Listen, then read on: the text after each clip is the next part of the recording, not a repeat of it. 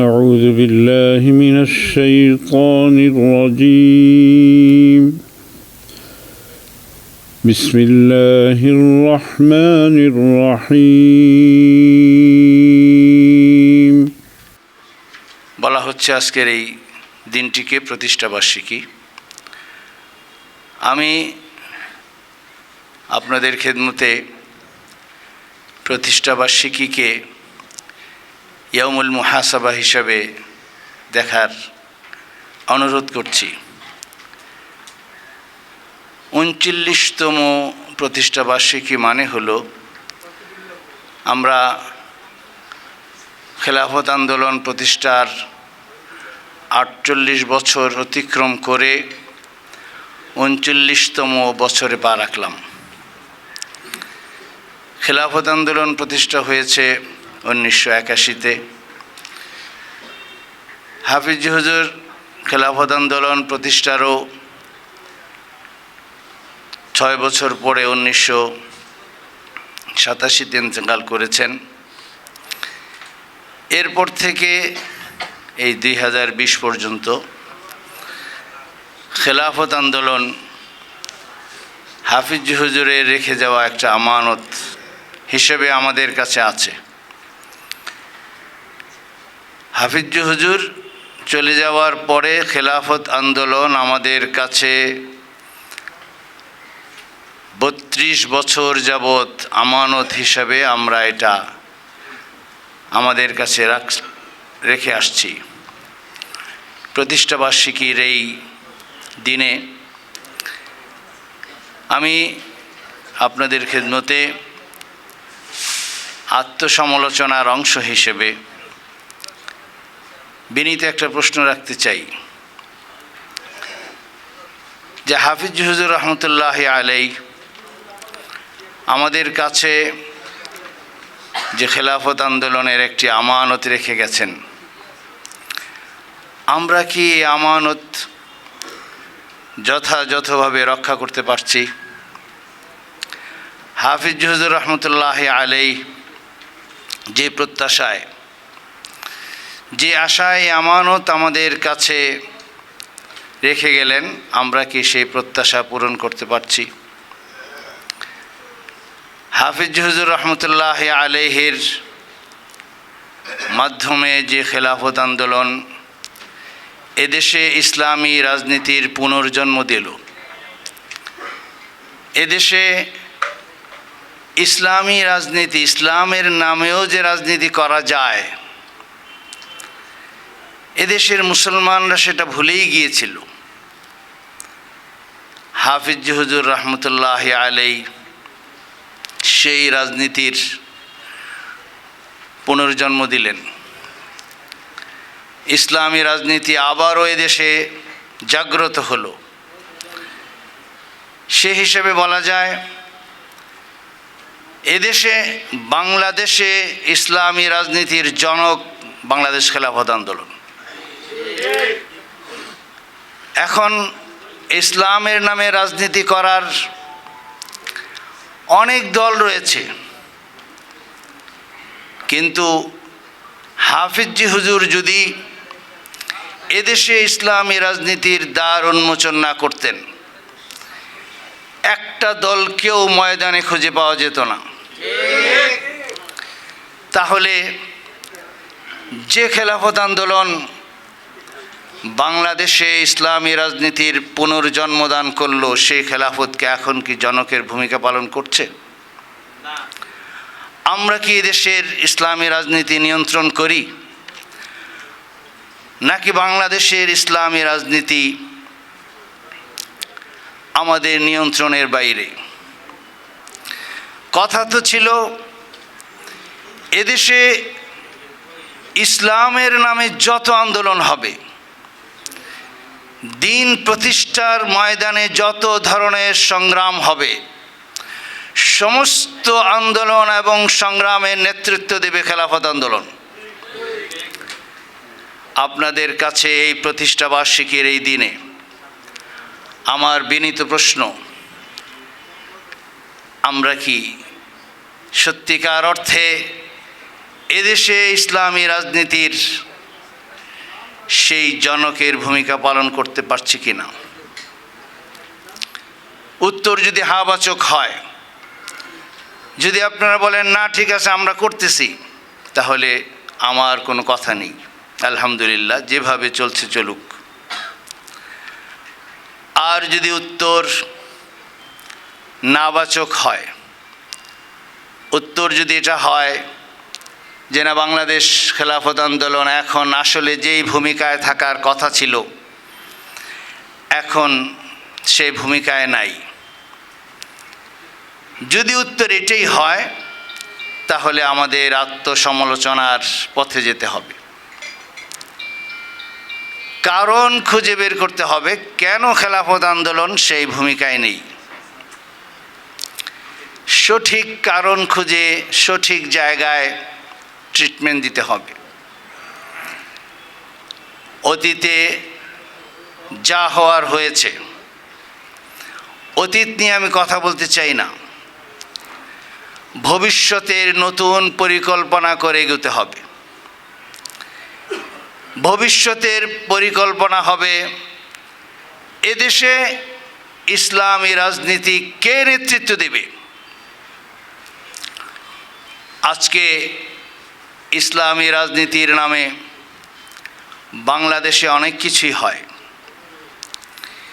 কিন্তু আমরা দেখি কোনো আন্দোলন, কোনো সংগ্রাম কখনোই তার লক্ষ্যমাত্রায় পৌঁছতে পারে না। কারণ কি? কারণ এদেশে ইসলামী রাজনীতি যিনি শেখালেন, ইসলামের রাজনীতিবিদরা সেই আদর্শ পুরুষের আদর্শ থেকে সরে গেছে, যার কারণে এদেশে ইসলামী রাজনীতি কখনোই সফলতার মুখ দেখে না। কি কারণ? মুরব্বীরাই বলবেন। পরিকল্পনা কি হবে? মুরব্বীরাই বলবেন। আমি ছোট মানুষ হিসেবে আমার মনের ভিতরের কিছু উপলব্ধি মুরব্বীদের খেদমতে আরজ করতে চাই। আমার অনুভূতি উপলব্ধি প্রকাশের মধ্যে যদি কোনো রকমের ভুলভ্রান্তি হয়, মুরব্বীরা শুধরে দিবেন। আর যদি মুরব্বীরা মনে করেন যে আমার এই অনুভূতি উপলব্ধি বিবেচনায় আনা যায়, বিবেচনায় এনে ভবিষ্যৎ পরিকল্পনা তৈরি করা যায়, তাহলে মুরব্বীরা বিবেচনায় আনবেন। আমার মনে হয় আমরা হাফিজ হুজুরের আদর্শের রাজনীতি করি, কিন্তু হাফিজ হুজুরের রাজনীতি কি ছিল, কেমন ছিল, ওনার রাজনৈতিক দর্শন কি ছিল, ওনার রাজনীতির আদর্শ কি ছিল, আমরা সবাই সেটা সঠিকভাবে অনুধাবন করতে পারি না। যার কারণে আমরা রাজনৈতিক ময়দানে আছি, রাজনৈতিক কর্মকাণ্ডের সাথে আমরা জড়িত, বিভিন্ন প্রোগ্রাম বিভিন্ন সময় আমরা করছি, কিন্তু হাফিজ হুজুর রহমতুল্লাহ আলাইহ রাজনীতির যেই লক্ষ্য আমাদেরকে দিয়ে গেছেন, আমরা সেই লক্ষ্যে পৌঁছতে পারতেছি না। সংক্ষেপে একটু হাফিজ হুজুরের রাজনীতির দিকে আমরা তাকাই। হাফিজ হুজুর রহমতুল্লাহ আলাইহ তওবার ডাক দিয়ে পরোক্ষ রাজনীতি শুরু করলেন। সরাসরি রাজনীতি, প্রত্যক্ষ রাজনীতি তিনি শুরু করলেন তওবার ডাক দিয়ে। উনি রাজনীতি থেকে কখনোই দূরে ছিলেন না, এটা একটা ভুল ধারণা। এটা কোনো দল এই কথা প্রচার করে বেড়ায় যে তিনি সারা জীবন রাজনীতি থেকে দূরে থাকলেন, হঠাৎ আবার রাজনীতির ময়দানে কেন আসলেন। উনি কখনোই রাজনীতির অঙ্গন থেকে দূরে ছিলেন না। ওনার সহকারীরা ওনার ভাইরা, ওনার সহকর্মীরা, ওনার সাথী সঙ্গীরা যেহেতু সক্রিয় ছিলেন, এই জন্য তিনি ছিলেন না। যাই হোক, সেটা ভিন্ন প্রসঙ্গ। হাফিজ হুজুর তওবার ডাক দিয়ে রাজনীতিতে সক্রিয় হলেন। কিসের তওবা? হাফিজ হুজুর বললেন, এদেশের মানুষ গাদ্দার, প্রতারক, যারা মানুষকে ঠকিয়ে, মানুষকে ধোঁকা দিয়ে ক্ষমতায় যে এদেশকে ভোগ করতে চায়, এমন কিছু মানুষকে ভোট দিয়ে মানুষ ভোটের আমানতের খেয়ানত করেছে। দেশের মানুষ গুনাহে কবিরা হয়েছে। এই গুনাহে কবিরা থেকে তওবা করতে হবে। হাফিজ হুজুর বললেন, গুনাহ যেমন হয় তওবা তেমন হতে হয়। অপাত্রে কুপাত্রে ভোট দিয়ে গুনাহ হয়েছে, এখন সুপাত্রে ভোট দিয়ে তওবা করতে হবে। ইসলামী শাসন, কোরআনের শাসন ব্যবস্থার পক্ষে ভোট দিয়ে অতীতের গুনাহ থেকে তওবা করতে হবে। হাফিজ হুজুর এই তওবার ডাক দিয়ে সক্রিয় রাজনীতিতে নামলেন। এ কথা সবারই জানা, আমি নতুন কোনো তথ্য দিচ্ছি না, আমি শুধু একটু স্মরণ করিয়ে দিচ্ছি। রাজনীতি শুরু করলেন। বীর দর্পে 6 বছর রাজনীতির ময়দানে বিচরণ করলেন। লক্ষণীয় যেটা আপনাদের খেদমতে আমি আরজ করতে চাই,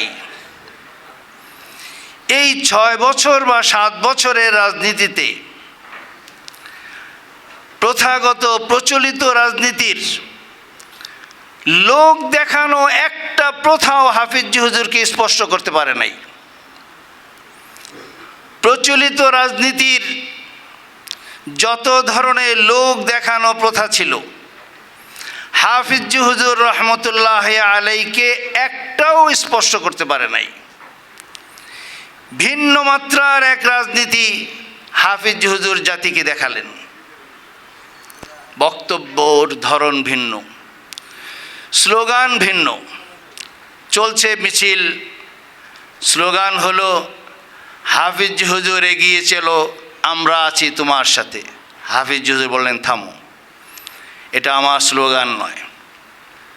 আমার স্লোগান হবে হাফিজ হুজুর এগিয়ে চলো, আল্লাহ আছেন আপনার সাথে। বক্তব্যের ধরন ভিন্ন, স্লোগানের ভাষা ভিন্ন। বর্তমান রাজনীতিতে যারা থাকে তারা যে জিনিস পছন্দ করে সবচেয়ে বেশি পছন্দ করে যে জিনিস, হাফিজ হুজুর সেটাকে অপছন্দ করেছেন সবচেয়ে বেশি। Photo session. হাফিজ হুজুরের সামনে কোনো ক্যামেরাম্যান দাঁড়িয়ে আরামের সাথে ছবি তুলেছে একটা ঘটনাও নাই, একটা ঘটনাও নাই। আমি যে কথা বলতে চাচ্ছি, আমি এটা বলি না যে প্রয়োজনে ছবি ওঠানো যাবে না, যদি প্রয়োজন হয় সেটা ভিন্ন জিনিস, এটা আমরাও করি, মুরব্বীরাও করেন। কিন্তু প্রচলিত রাজনীতির যেটা মূল বিষয়, যে মিছিল মিটিং করা, বক্তৃতা বিবৃতি, পোস্টার হ্যান্ডবিল, বিভিন্ন দিবসের আয়োজন করা, ফটো সেশন করা, ছবি দিয়ে পত্রিকায় আনা, বর্তমান রাজনীতিবিদরা তাদের রাজনীতিকে এই গুটি কয়েক প্রোগ্রামের মধ্যেই সীমাবদ্ধ করে নিয়েছেন। তাদের রাজনীতির সফলতা ব্যর্থতা এগুলো দিয়েই পরিমাপ করেন। হাফিজ হুজুর যতদিন রাজনীতি করেছেন এগুলোর প্রতি ওনার কোনো ভ্রুক্ষেপই ছিল না। উনি সরাসরি রাজনীতির ময়দানে আসার আগে যে ভাষায় কথা বলেছেন, যেই ধরনের কথা বলেছেন, রাজনীতির মঞ্চেও তিনি সেই কথাই বলেছেন। রাজনীতিবিদদের ভাষা হলো প্রতিপক্ষকে গালি দিয়ে কথা বলা, প্রতিপক্ষকে আক্রমণ করে কথা বলা, প্রতিপক্ষের সমালোচনা করা।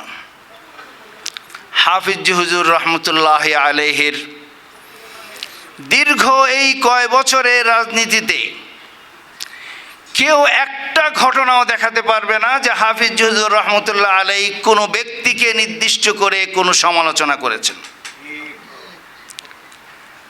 আমরা হাফিজ হুজুর রহমতুল্লাহ আলাইহির আদর্শের রাজনীতি করি, কিন্তু আমরা কি সত্যিকার অর্থে হাফিজ হুজুরের সে আদর্শ বুঝতে পেরেছি, নাকি সে আদর্শের উপরে আমরা চলতে পারছি? রাজনীতির স্টেজে হাফিজ হুজুরের বক্তব্য, ইসলাহি মাহফিলে হাফিজ হুজুরের বক্তব্যের মধ্যে কোনো পার্থক্য ছিল না। উনি রাজনীতির বক্তব্যই শুরু করতেন, ওয়াত্তাকু ইয়াওমান তুরজাউনা ফীহি ইলাল্লাহ সুম্মা তুওয়াফা কুল্লু নাফসিম মা কাসাবাত ওয়া হুম লা ইউজলামুন। বহুবার ওনার মুখে আমরা এদেশের মানুষ এই আয়াত দিয়ে রাজনীতির বক্তব্য শুরু করতে দেখেছি। কোনো ব্যক্তির সাথে যখন তিনি কোনো আলাপ করতেন, সে আলাপ কোনো রাজনৈতিক ব্যক্তির সাথে আলাপ না ওনার কোনো মুরিদের সাথে আলাপ, কোনো পার্থক্য করা যেত না। আমি একটা ঘটনা বলি। বাংলাদেশের মুক্তিযুদ্ধের সর্বাধিনায়ক জেনারেল ওসমানী, উনি আসলেন হাফিজ হুজুরের সাথে সাক্ষাৎ করবেন। আগেই প্রোগ্রাম নেওয়া হয়েছে, কামরাঙ্গীরচর মাদ্রাসায় আসছে, আমরা তখন এখানে পড়তাম, ছোট ছিলাম, এবং ওই ঘটনার সাক্ষী এখনও অনেকেই জীবিত আছেন। হাফিজ হুজুর বললেন আমি একটু যাই, ওনাকে ওইখানে ঘাটলা ছিল গেটের সাথে, ওনাকে ইস্তেকবাল করি। সবাই বললেন যে হুজুর উনি তো আপনার রুমেই আসবেন, এখানেই বসেন না, একজন মুআজ্জাজ মেহমান আসতেছেন, ওনাকে একটু ইস্তেকবাল করি। গেলেন। যাওয়ার পরে কর্নেল ওসমানী হাফিজ হুজুরের সাথে তার স্বভাব অনুযায়ী হ্যান্ডশেক করলেন। হাফিজ হুজুর তো দুই হাতে মুসাফা করলেন, উনি মুসাফা করার সময় হাতটা একটু ঝাঁকা দিলেন। আর্মি পার্সন তার স্বভাব অনুযায়ী ঝাঁকি দিয়ে একটু হ্যান্ডশেক করলেন। হাফিজ হুজুর বললেন কী ব্যাপার, ঝাঁকি দিলেন কেন এইভাবে? পাশের লোকেরা বলল হুজুর উনি তো আর্মির মানুষ, ওনাদের নিয়ম এইভাবে। না, সুন্নত তরিকা এটা না। কে বলছেন, কাকে বলছেন? বলছেন এদেশের রাজনীতিকে যিনি পরিশুদ্ধ করবেন, আল্লাহ পাক পরিশুদ্ধর জন্য যাকে পাঠিয়েছেন তিনি, এবং শ্রোতা হলেন, মুখাতাব হলেন বাংলাদেশের স্বাধীনতা যুদ্ধের সর্বাধিনায়ক জেনারেল ওসমানী। কোনো ছাড় নাই, ইসলাহের ক্ষেত্রে কোনো ছাড় নাই, যত বড় ব্যক্তি হোক। ঠিক আছে, রুমে আসলেন, অনেকক্ষণ কথা হলো। কথার এক পর্যায়ে হাফিজ হুজুর বললেন ওসমানী সাহেব নামাজ পড়েন তো? রাজনৈতিক সাক্ষাৎকার আমরা লক্ষ্য করি। হাফিজ হুজুর জেনারেল ওসমানীকে বললেন ওসমানী সাহেব নামাজ পড়েন? মুসলমান আপনি? যে হুজুর নামাজ পড়ি। পড়তে পারেন? যে হুজুর ছোটোকালে শিখছি, কিছু পারি, কিছু ভুলভ্রান্তি হয়। সাথে সাথে হাফিজ হুজুর বললেন ইন্না লিল্লাহি ওয়া ইন্না ইলাইহি রাজিউন। আপনি বাংলাদেশের স্বাধীনতা যুদ্ধের সর্বাধিনায়ক, আপনার হাত ধরে দেশের মানুষ স্বাধীনতা পেল, আপনি একজন মুসলমান, আপনার নামাজই শুদ্ধ না। ইসলাহের ধরন দেখেন। হাফিজ হুজুর বললেন এখন থেকে আপনার কাজ হলো, হাফিজ হুজুর জিজ্ঞেস করলেন আত্মাহিত পারেন? নামাজ যে পড়েন আত্মাহিত শিখছেন? না হুজুর কিছু ভুলভ্রান্তি হয়। এখন থেকে আপনার কাজ হলো একজন আলেমকে আপনি ওস্তাদ হিসেবে বেছে নেবেন। নামাজ শিখেন আগে, নামাজই শুদ্ধ না, আপনি দেশের মানুষকে কিসের মুক্তি দিবেন? চেহারার দিকে তাকিয়ে বললেন, আপনার গোঁফ এত বড় কেন? স্বাধীনতা যুদ্ধে সর্বাধিনায়কের প্রতি হাফিজ হুজুরের কথা, একজন মুসলমানের মুখের দাড়ি থাকবে, গোঁফ থাকবে ছোট। আল্লাহ রসুলের আদর্শ, আপনার গোঁফ এত বড় কেন? ছোট করে ফেলবেন। আমি যেটা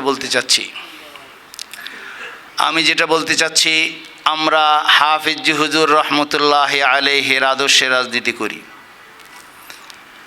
আমরা দাবি করি হাফিজ হুজুর রহমতুল্লাহ আলাইহির আদর্শের রাজনীতির উত্তরসূরি আমরা। কিন্তু আমরা কি হাফিজ হুজুর রহমতুল্লাহ আলাইহির সেই আদর্শ বুঝার চেষ্টা করি, নাকি সেটার উপরে আমল করি? আমার আবেগ মিশ্রিত কথার মধ্যে শব্দ নির্বাচনে ভুল হলে মুরব্বীরা আল্লাহর রাস্তে মাফ করে দিবেন। আমি মুরব্বীদের খেদমতে কোনো নসিহত পেশ করতেছি না। আমি শুরুতেই বলেছি, এটা আত্মসমালোচনা।